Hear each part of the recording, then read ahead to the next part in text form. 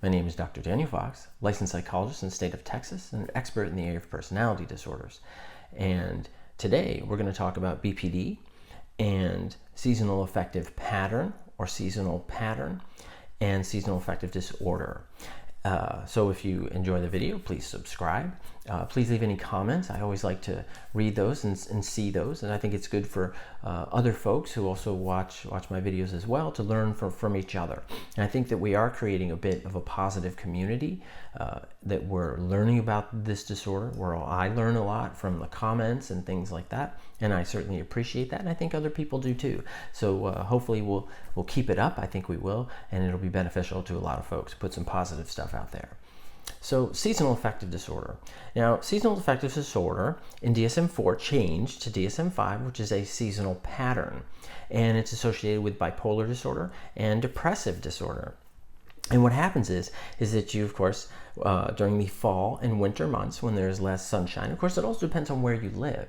So I know that there's folks in different parts of the world, so you have different degrees of sunlight based on where you live. And what happens in the fall and the winter is that typically you have less sunlight. So what happens is you fall into a depressive pattern.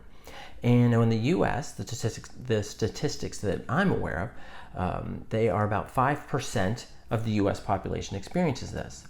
And it can last about 40% of the year.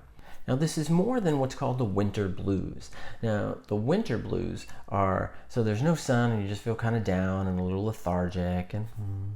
But when we talk about a seasonal pattern or even seasonal affective disorder, what we're talking about is that this sadness related to the climate, related to the amount of sunlight that you're getting, what happens is that you fall into a depressive episode. Sometimes, some folks with seasonal pattern at certain times of the year, it can actually kick folks into a hypomanic or manic episode. So it's important to be aware of that. But let's go along the winter blues, which I think is how most people tend to think of this, is that sadness. So this is more than winter blues. This is that sadness creates what's called Socio-Economic Dysfunction. And that is you have trouble in your relationships. You have trouble taking care of your responsibilities. You have difficulty getting out of bed. You have difficulty doing things for yourself. So you fall into a depressive episode. And the features of this depressive episode, of these depressive episodes, are feelings of sadness and a depressed mood. And you have marked loss of interest in things that you once enjoyed. You have changes in your appetite. Maybe you're not eating as much. Your sleep pattern, your hyposomnia, which is less, or hypersomnia, which is more sleeping. Increase in sort of a restless activity. You feel worthless. You have the sense of guilt. You have difficulty concentrating, focusing your thoughts. Thoughts of suicide or death can also be prominent at these times as well.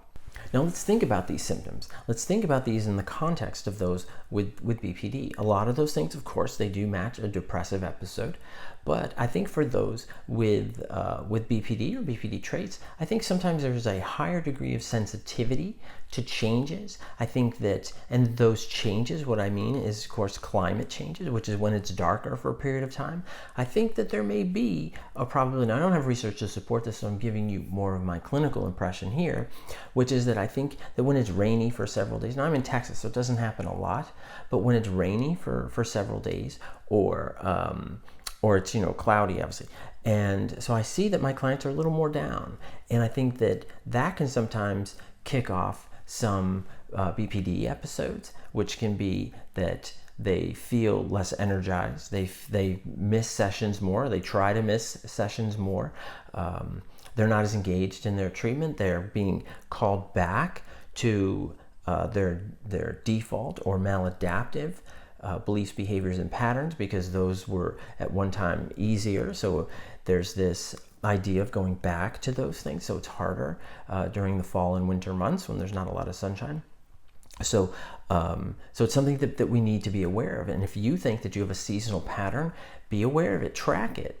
It's really easy. You can just print out a spreadsheet or just put the days on a calendar, and you can say, 5 is you feel great, 1 is you feel very bad, very down, very tired, very lethargic, and just give yourself from 1 to 5 and track it for 3 months and see how it is, and see if you see those seasonal fluctuations. And that way you can get some data on yourself, and that's really important, because I know that for my clients, the more information they have about themselves, the more empowered they are to make good choices for themselves.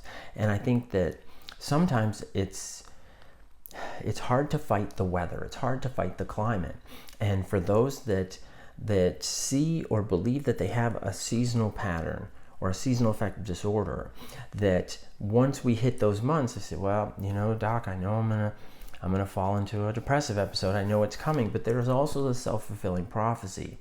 And so there's also that BPD lens. There's also those BPD components that are saying, yeah, you are going to fall into a depressive episode. Those old voices, right, that we have in our head, not psychotic voices, but these are the voices from our past that are telling us, you are going to fall into this depressive episode. You always do. But the odds are you don't always do it. It may seem that way, and that's what that little voice is telling you, but you've got to resist it. You've got to fight the urge to do it differently. And if you feel that you fall into that seasonal pattern, there are things that you can do. There are lights that you can get that'll give you that light exposure that can help. For me, I did my doctorate at West Virginia University. When I was up there, I was in Florida before that for a while, and then I went to West Virginia. And while I was there that first winter, my mentor, he actually said to me, I think you need to go to a tanning bed. And I was like, what? and he was like, yeah. He goes, you need that exposure. He goes, you're going from Florida to here, and that winter, and I guess he noticed that it was slowing me down. He is an amazing person, and he noticed that, he goes, you don't have as much pep. You're slowing down a little bit, and try it. And it actually was a nice, relaxing experience. I don't know if you've ever done that, but it was very nice. But also, I did feel like it gave me a little bit of energy. And I did feel like I was a little more myself. So I think that that's something that you could try as well. So just be aware of those patterns in yourself, and recognize that if you do have that seasonal change, that your BPD may use that against you. Use that as proof that you are defective, you are broken, you are not good, you can't fight this, so you might as well give in. All of that is baloney. I want you to continue to fight it. I want you to continue to use adaptive strategies. Continue, if you feel it's seasonal, it's a seasonal pattern, it's seasonal affective, then get one of those lights if you can. Try to, if the sun is out, try to go outside and take a walk. You may not feel like it, but you get up and do it.